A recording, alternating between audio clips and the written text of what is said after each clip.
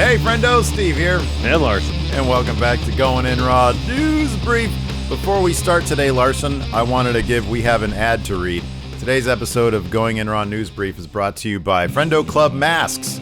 We don't care what mask you wear as long as you wear one, but if you want to, we have them available at friendomerch.com. That's FRIENDOMERCH.com, friendomerch.com. They're $12. That's a great deal for a mask. Quality deal. All right, man. What's in the news? So what's in the news? We're trying to figure out what the deal is with this potential spoiler for the main event of Great American Bash Night 2 happening next Wednesday. So please, here's the thing. I'm going to put this out here first. We're not going to get into the spoilers whatsoever, the nature of them, any of that. And please, please, please, please, if you're leaving a comment and you're thinking about talking about what the spoiler may be, please don't. Just be cool, man. Be cool. Consider other people when discussing this stuff. A lot of people out there don't want the end spoiled for them. We're not going to get into all that. I'm going to be actively monitoring the comments today. Don't make it a game for me. Don't make it a challenge. Okay, just be cool and don't leave the spoilers, please. Yes. So, the main event for next week, Adam Cole versus Keith Lee. There's a potential spoiler out there. Again, we're not going to get into it.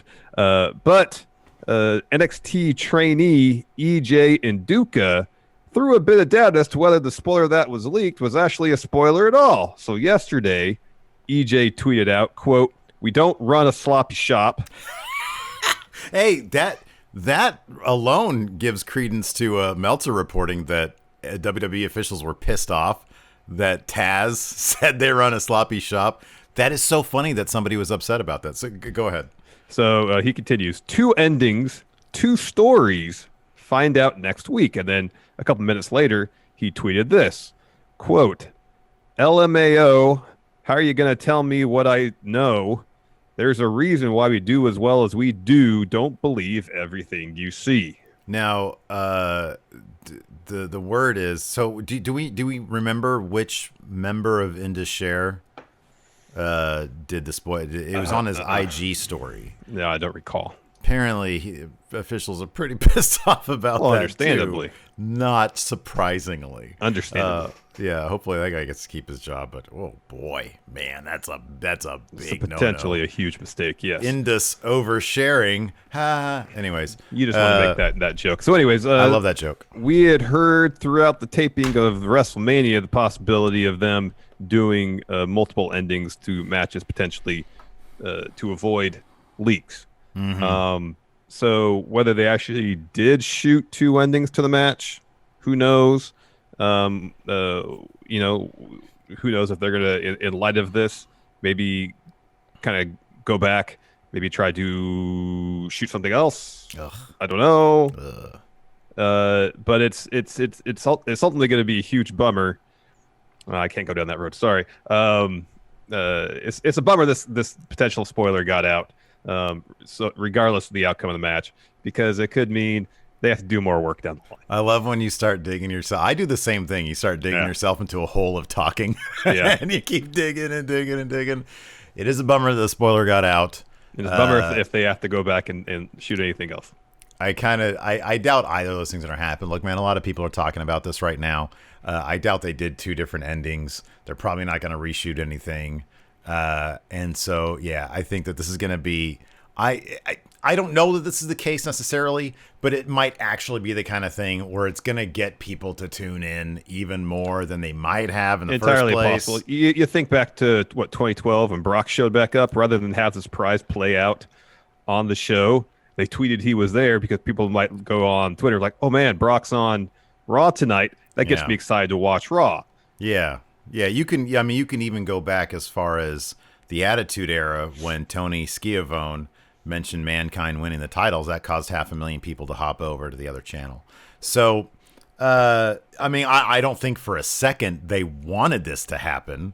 But I also don't. I think that this right here is maybe they got a trainee to post this to give some doubt because they don't want people to. They want the uncertainty to be there. But yeah, certainly a shame that this got out. Hopefully the guy gets to keep his job because we all make mistakes. Yes. So, anyways, Speaking of mistake, WWE apparently might be ready to turn the road. Steve, go ahead, take it away on this one. yeah. So this guy is my favorite new wrestling character, Larson. WWE Executive Vice President, Global Head of Sales and Partnerships, John Brody. We've heard from him before. Oh yeah, we've heard his corporate speak. He's sort of like he's like a corporate bot. I think they concocted, they invented. It seems like all the Boston Dynamics, the corporate speak and jargon he manages to throw in basically every quote he delivers. He's is a walking LinkedIn note. Anyways, he appeared on the Sports Pro podcast, and it sounds like WWE apparently is about ready to return to the road. This transcript comes to you from Pro Wrestling Sheet. He says, "Yeah, look. First of all, if people will open arenas safely, we're ready.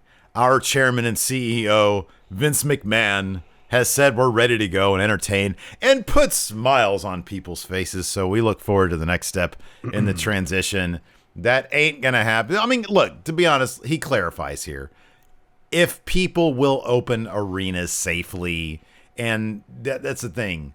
Nobody's going to do that right now because they might. Even Vanilla Ice he postponed his show. That was supposed to go down like today or tomorrow or Tomorrow something. on the 4th, I believe, in Austin, yeah. He claims that he didn't understand just how skyrocketing the numbers were.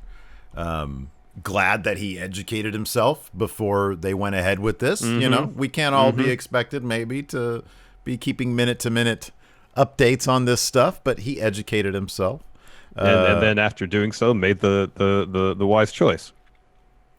He collaborated, he listened, and then he stopped. Someone made that joke on Twitter already, Steve. Well, that's not surprising, but I can't say it too. You can. I didn't rip it off. That's fine. I didn't accuse you of doing so. I just let you know that I heard that already. So, of course, this comes... You're a piece of crap. You know that? I'm not accusing you of plagiarism. I think you just did. No, I'm not. I just want you to think you're too clever. Anyway, that's... Thank you. Gotta keep you humble, man. So this comes amid an explosion, of course, this quote. And yes, he did qualify it. I don't know. So let's get to the comment he made a couple weeks ago. We reviewed it on the show, of course. And I don't know, man. I don't know if this guy has... I don't know. The way he talks sometimes, I feel like the priority is a little out of whack. Oh, yeah, this is the one where he says the health and safety of our superstars is first and foremost paramount. But then he talks about how the fans are first. He literally says later on, we're going to put fans first, do everything we can, working with state, local, federal officials to make sure it's safe, our most important resource, the WWE superstars. But I thought it was the fans. So, yeah, I mean, dude, look, this guy, John Brody, he's obviously doing his damnedest to justify his paycheck. Yes. He's doing what Vince wants him to do. We can't give him too much static. And trying to do what he can, apparently, to put Vince over in these statements. Our leader. The previous one, our leader. Our great leader. I don't know. I know the first thing he says here in the original statement a couple weeks back was the health and safety of a superstar is the first and foremost paramount. And then subsequently after that, talking extensively about how fans are the most important thing. And in the most latest statement, if people will open arenas safely, a lot of it seemed like, I don't know, the onus is on other people to make sure people are safe. And I know this dude has said the health and safety of superstars is first and foremost paramount. This subsequent statement, maybe it just didn't come up. It'd been nice to say, hey, if people can open arenas safely, and if we can keep our superstars safe in the midst of traveling. Well, yeah, that's I an agree. important element that's kind of missing from this. Part of the thing, dude, honestly, is when they say the health and safety of our superstars is first and foremost, is paramount or whatever, that he's saying that relative to what Vince McMahon thinks about about COVID in the first place. And if your beliefs on COVID are contrary to those that what science tells us, then you're not actually doing what's best for your superstars. And that has played out in the fact that they have had, people testing positive seemingly left and right. So, I mean, they say that, but it's a bunch of lip service because they're not paying attention to the science. They haven't been testing for weeks. And there you go. So, yeah. Anyways, PW Insider I have no segue for this one. All right, very well. All my clever went out in the Indus oversharing joke, and then the Vanilla Ice thing, which is both really good. And now my confidence is wrecked because of your comments. I wasn't trying to wreck your confidence, man. I wasn't, honestly. No transition. You know me. Transition. I throw cold water on things. That's just my nature. I'm sorry. Don't feel guilty. I should have kept my mouth shut. I apologize. We're supposed to be giving crap to each other. That was hilarious. Anyways, man, you know what is hilarious? WWE is buying another independent wrestling company. Although this is like not shocking at all. PW Insiders confirmed the long-rumored purchase of Evolve by WWE, noting, quote, the deal was closed after several months of negotiations. While there were rumors making the rounds that Evolve had been sold to WWE, nothing had been finalized until just recently. They will have the complete rights to use the Evolve brand name and produce Evolve events going forward, whether as live events or WWE network programming. There is no word on whether we'll ever see an Evolve event again, but certainly there will be Evolve/WWN content added to the WWE network in some form down the line. There's no word on if they're ever going to pay those graphic designers that were hired by Evolve to do that work and they didn't get paid. Because there was a couple of those on Twitter that I saw. Oh my goodness. Yeah. But yeah, that's cool. I mean, look, I'd be down to see like the Evolve library in the WWE network. I'd watch some of that stuff, man. That'd be great. Yeah, that'd be cool. That'd be really cool. I mean, see what the big deal about Brendan Vink is. So many superstars, have spent time at Evolve throughout the years. So it'd be pretty cool, having some of their formative years, there on the network to check out their early work. Yeah. Cool. We have a SmackDown preview because SmackDown tonight we'll be doing our review of that live at twitch.tv/Steven Larson right after the show or soon thereafter. Yeah. First up, this was actually taped yesterday if the Wrestling Observer newsletter is to be believed. So this actually happened, so it should actually air. AJ Styles and Drew Gulak set for Intercontinental Championship clash. Yep. Sheamus. Yes, it should be really good. Sheamus ready to raise a glass to Jeff Hardy. Yeah, I wonder if that's actually going to happen. Sheamus wasn't there last week. But they advertised it though last week. They advertised it's going to be happening this week. Okay, cool. Yeah, right on. That should be fun. Yeah, I guess. and then maybe it'll be shit. Matt Riddle steps into the ring for an exclusive interview with Michael Cole, baby.